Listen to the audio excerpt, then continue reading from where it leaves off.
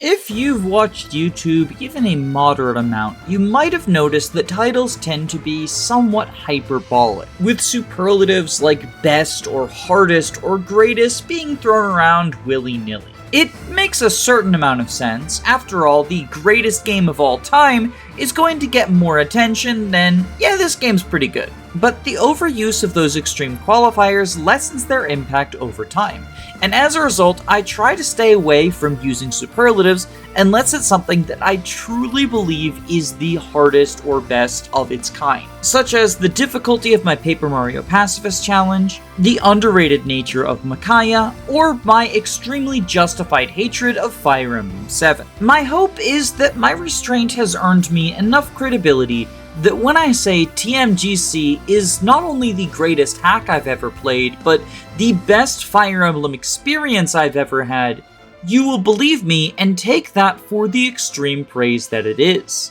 In fact, I said this a few times while I was streaming my initial playthrough, but I find it unlikely that any future Fire Emblem game or ROM hack will ever top TMGC either.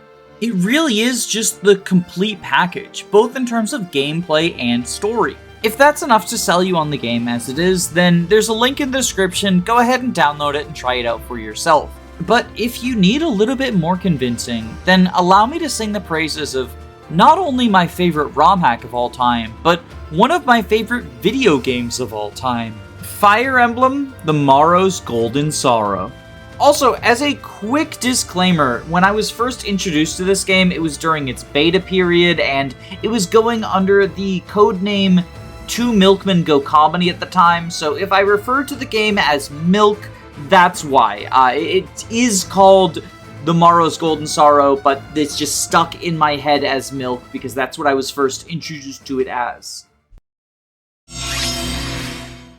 While TMGC is at its core a Fire Emblem game, it does make some pretty sweeping changes to the mechanics of the Game Boy Advance. There is an in-game guide that lists all of them, but I'll also go over some of the more notable ones.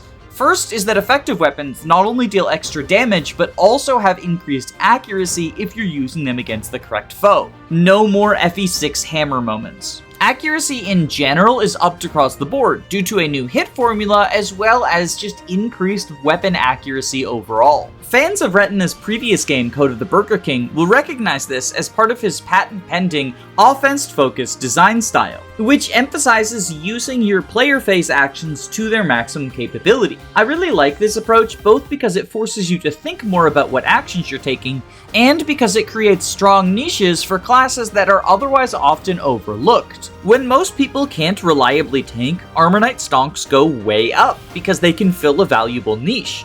On the other hand, if you're focusing on player phase action, archers, snipers, and bow knights get a real boost in viability as well. In fact, there is an argument to be made that bows are the strongest weapon type in TMGC, because you get a bunch of fun tools for bow users going into the late game. Of course, classes and stat spreads are not the only thing that make units distinct from each other in this game. Each unit has a unique combination of skills to let them play differently from the rest of the cast, which both increases the tactical decision making you have to make, as well as making repeat playthroughs feel unique. At the time of recording, I've done 2, and both of them I used completely different teams in, and it felt like a whole different video game. For most units, the way it works is they will start with one skill, and then upon reaching level 15 unpromoted, they will gain a second one. Notably, if you promote before level 15, you miss out on your second skill, meaning that the decision of when to promote gets a little bit trickier. Do you want to immediately get the stat gain, or do you want to wait so that you can have a better build going into the late game? But the 2 skills that characters get naturally are not the only parts of their build. This game has plenty of skill scrolls, and who you give them to and how they combine with those units' other skills can lead to some very interesting niches. Do you give the Wrath Scroll to someone with Vantage, someone with Resolve, or someone with a multi-hit skill such as Adept or Astra?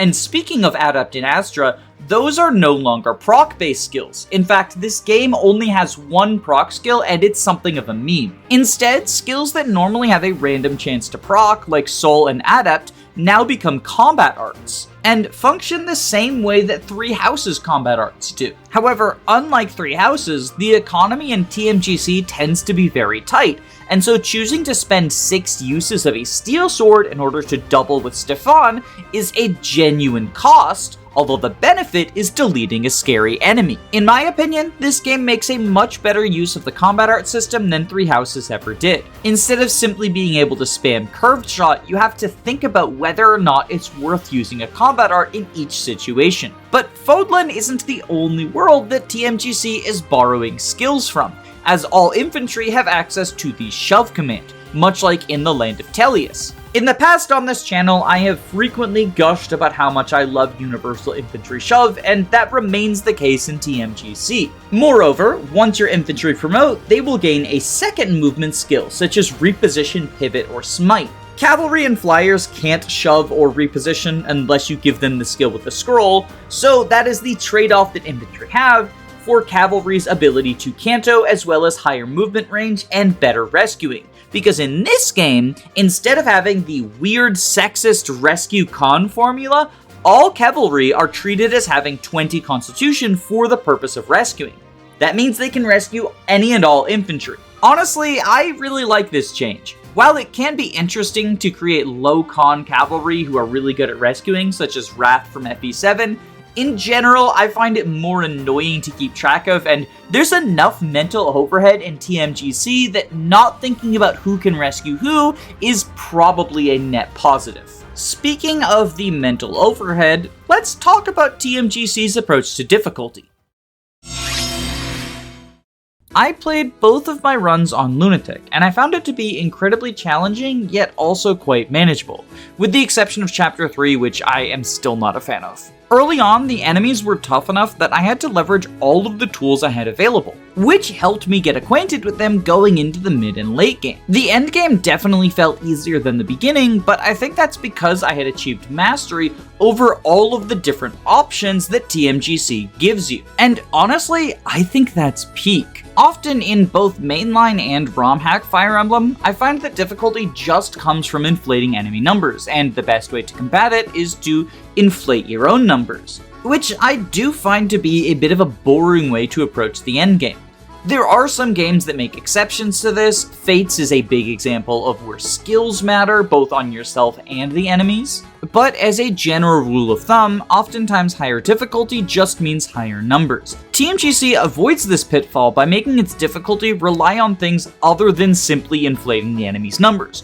Sure, on higher difficulties and later maps, enemies are going to have higher stats, but they're also going to have access to strong tools, such as status staves, near infinite range siege tomes, or weapons that give you the push turn effect stolen from Persona, which is basically just Gale Force if you exploit the weapon triangle. In order to combat this, you are given your own slew of tools. Remember that infinite use siege tome I mentioned? Yeah, you get one of your own, and it regenerates on every map. The downside, of course, being whoever has it equipped will literally die in one hit.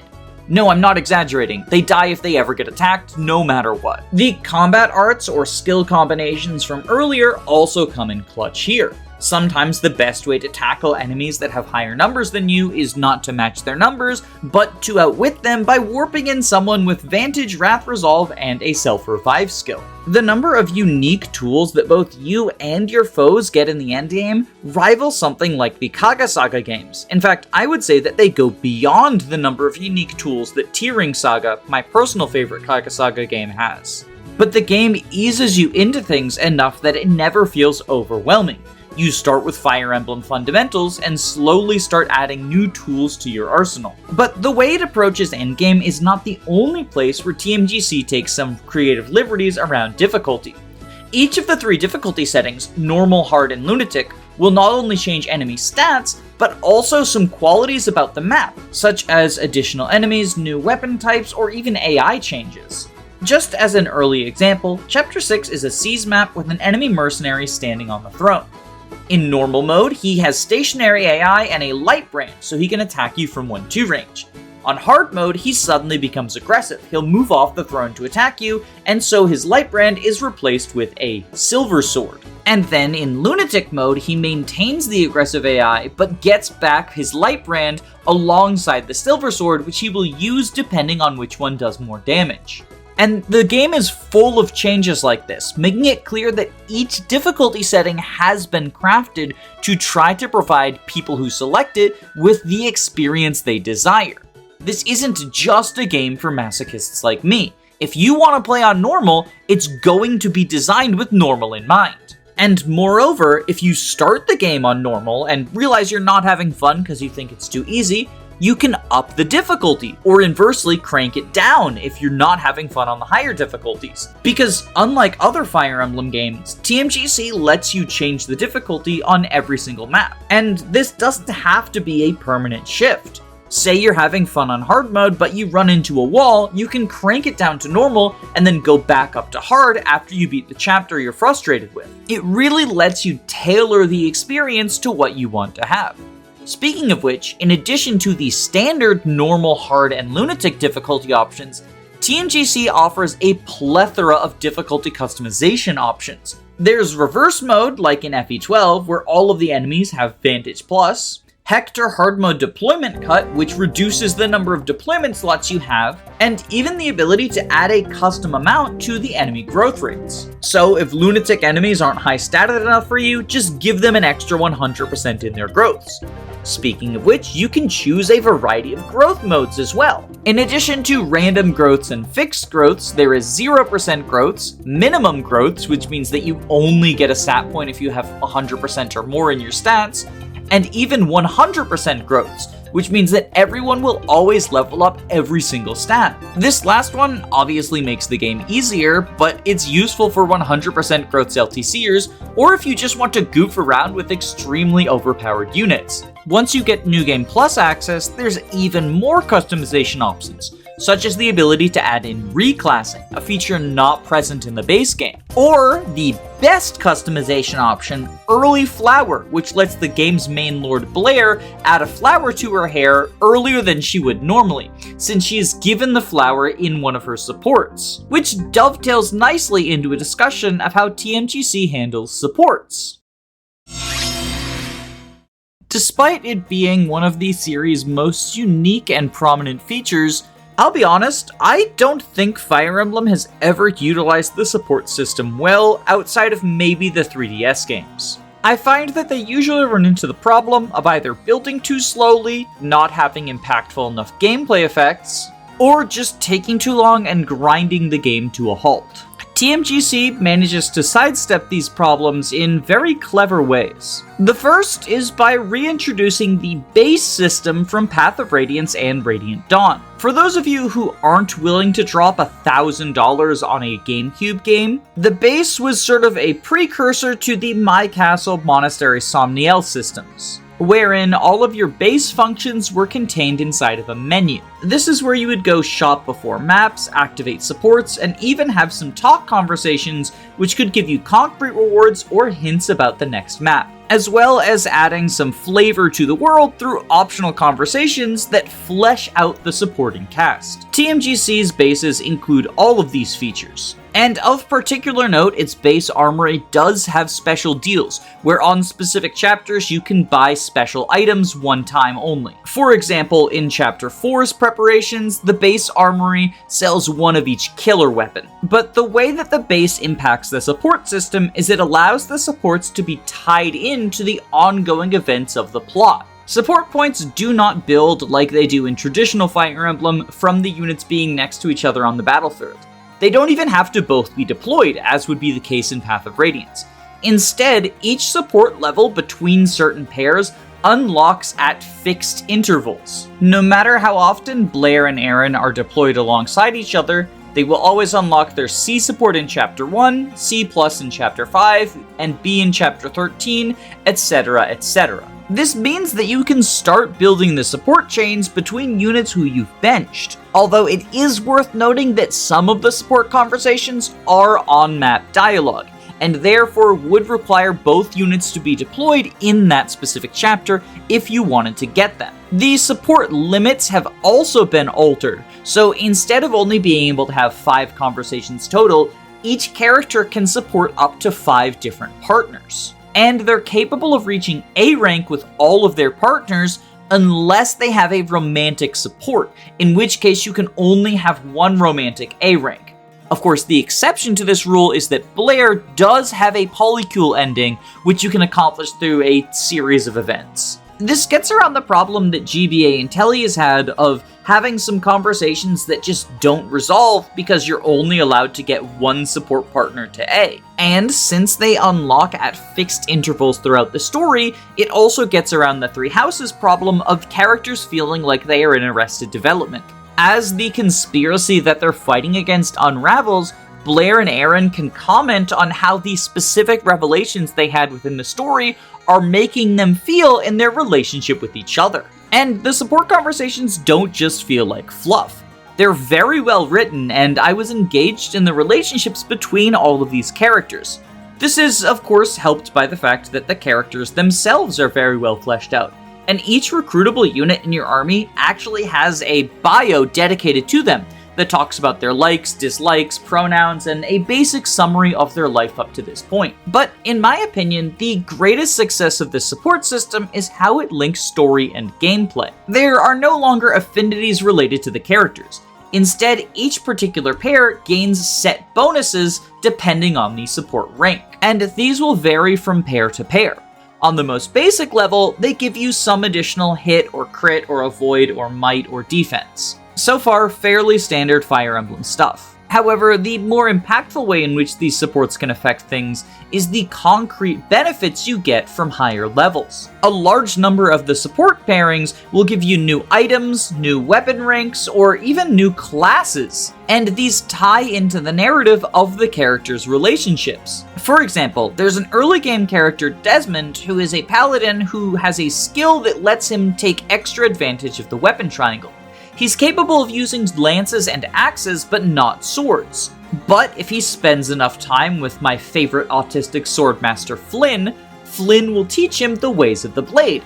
And in exchange, Desmond teaches Flynn how to ride horses. And then Flynn gets to reclass into Ranger, and Desmond is a paladin with the full weapon triangle to complement his personal skill. There's a ton of other examples, and it really encourages you to change up your team composition on repeat playthroughs to see what other build potential there is, which is good because it also encourages you to dive into all of the supports, which are incredibly well written, on par with the rest of the game's story. I know a lot of times people focus on the gameplay elements over the story in Fire Emblem, and I can understand that when it comes to the mainline because, let's be honest, even the best written stories are somewhat lacking. But when it comes to Romhacks, in my opinion, the average caliber of writing is superior to that Intelligent Systems possesses, and TMGC is by far the greatest example of this. I streamed my first playthrough of this game, and anyone who tunes in knows that there were multiple points, both during the main plot and the support conversations,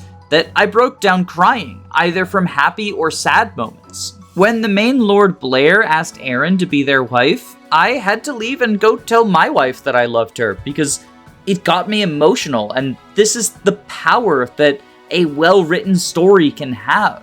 With that in mind, I am briefly going to touch on the story. I'll try to keep it spoiler light, but I would advise you, if you're even considering playing TMGC, stop the video now and go boot up the game. I think that this is a story that really benefits from going in blind. The story of The Morrow's Golden Sorrow follows Blair, a young noble from a disgraced house who is trying to regain her family's name after the actions of her father. She's given a couple of tasks to do, but accidentally ends up involved in a large-scale war against the neighboring country Yugstra, and soon uncovers a conspiracy that has the potential to threaten the entire world. On the surface, it's a fairly simple adventure plot, although it's elevated both by excellent character work and several plot twists that I don't even want to approach talking about. Although it does end up having the overall theme of sacrificing the present in favor of the future, or vice versa. as well as the idea of how the nobility can often view common folk as lesser or undeserving. And as someone who's fairly politically active, it's kind of hard not to draw the connection to the current ongoing global warming crisis, and the related discussion as to how the actions of richer countries can impact the material conditions of poorer ones. Although when I brought this up with the Romhacks creator, they just said he wanted to do a version of Chairman Rose from Generation 8 of Pokemon that didn't suck ass. And I can say that that was successful. The story definitely didn't suck ass. It got me contemplating on political and philosophical questions, as well as crying over the nuanced character interactions, and just dwelling on the events that took place throughout the plot of TMGC, and the deep lore, and all of the interesting, cool stuff in this world. It's incredibly fleshed out. I mentioned the character bios when talking about supports, and there is one for all of the playable characters as well as major NPCs, but in that same menu is the journal of main character Blair. Every chapter, she updates it with a new journal entry, talking about what's happening and how she's feeling. And this can serve both a practical purpose in allowing you to refresh yourself on the story if you come back after a break from play sessions, but also a deeper purpose of connecting with the protagonist of this story, getting inside her head and feeling the way that she feels. Frustration, anger, confusion, and even guilt at times. It's a really awesome touch, and is a major factor in why they are my favorite Romhack protagonist, and probably my favorite Fire Emblem protagonist. I could continue to gush about the story for hours, but I don't want to spoil anything, so I'm going to cut the section off here by saying if you're going to play TMGC, please don't skip the story. It is a core part of the experience, and one of the best stories I have ever read. Okay, this last section is just a roundup of really cool features that I didn't have space to fit in the rest of the structure of the review. As you can probably expect from Retina, there's a plethora of secret characters, each more wacky than the last. A talking barrel with a bunch of movement skills, a paladin with 255 in all of their growths, and even a character whose mechanics are lifted straight from fucking Street Fighter. It's wild. In addition to featuring a dancer, this game features the return of the freelancer or shapeshifter characters from Fire Emblem 11 and Tearing Saga. Basically, it's the same mechanics as Zane. It works slightly different in TMGC than it does in Shadow Dragon, but the idea is transform into your most powerful unit, or have a second dancer. The game also features interludes where you can walk around some cities in order to visit shops, talk to people, and just explore the world. It feels like a version of My Castle that is more integrated into the world, since you are doing it in cities when the story brings you to those points. But you just free roam, walk around, and talk to people. Sometimes you even get rewards from it. And perhaps one of the coolest details is that every unit in the cast has two separate portraits, one for when they are unpromoted and one for when they promote. I mean, I guess this doesn't apply to pre-promotes, but every unpromoted unit this applies to, you get what I mean. There's also a few people who change their portrait based on story development contained within supports. I mentioned Blair being given a flower by one of her potential wives, but she isn't the only character who can have character development that impacts their portrait. Lastly, the game features a bunch of quality of life stuff. There's the standard stuff like health bars and explanation points when someone has effective weapons, but then more niche things like Shadow Dragon style save points that don't consume your turn action, or icons that denote when a unit has a droppable or stealable item, as well as one to indicate both. Honestly, this hack is just jam-packed full of really cool features, so there's probably some that I've forgotten, but I really do think that this is a hack that has something for everyone. If you're seeking challenge, higher difficulty is the way to go. If you want to enjoy the story, this has a great one and very accessible lower difficulty options. Fun gameplay tools, lovable characters, and more polish and quality than all 17 mainline games combined. TMGC didn't just set the standard for Romhacks. It set the standard for Fire Emblem as a whole. It's honestly hard to believe that something this wonderful can be free. I thought about doing a pithy transition about how like, oh, you know what's not free is bills, so good thing for my Patrons, but I thought that might take away from the gravity of the review. Although, I guess I kind of just did by making that meta commentary.